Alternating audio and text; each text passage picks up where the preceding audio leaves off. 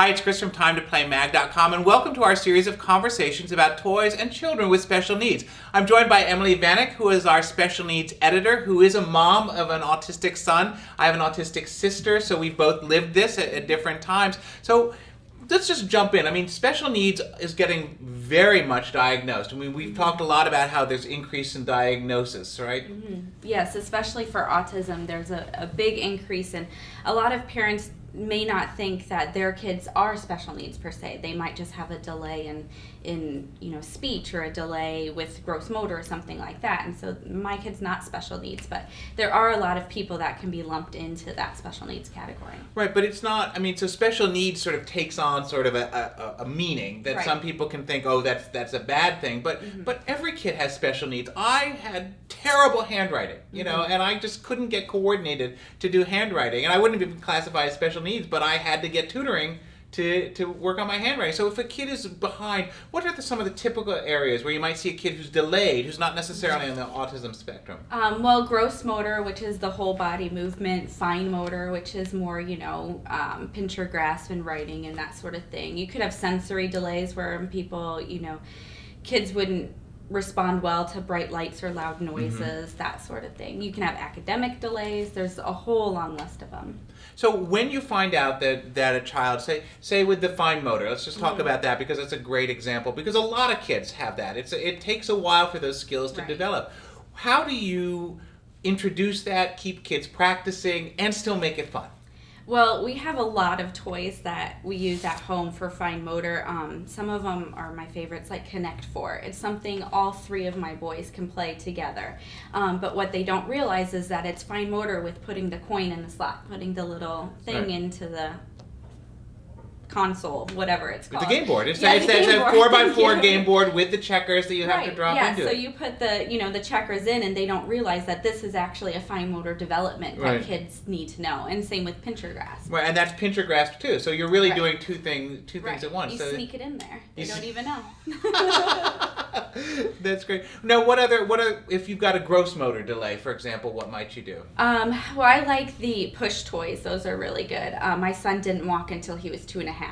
And so we had a lot of push toys for him to really work on getting those legs moving. Also things like the mini trampolines you can have that work on the jumping and the bouncing and that whole aspect. So what advice do you give to parents when you see a parent is talking to you, and you do a lot with networking, and you as you stress, you're not a doctor or a therapist, you're just a mom who's doing this, but as we've discussed, very often that sort of parent kind of communication is important. What do you recommend for a parent to identify a problem and then solve it? Well, really, especially if their kid's been diagnosed with anything, I always say to refer back to their therapist. A lot of them have a physical therapist, occupational therapist, speech therapist. We've even had a feeding therapist in our house, and now we have a behavioral therapist. So we have a team of 5 people that work with my son, and so I always ask them their first recommendations. And then it's all trial and error.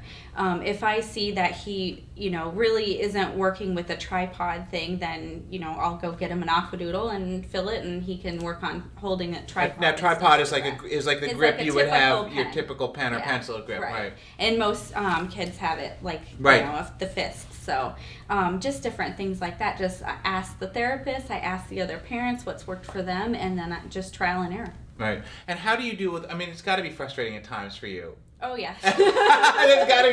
What do you do to deal with that frustration?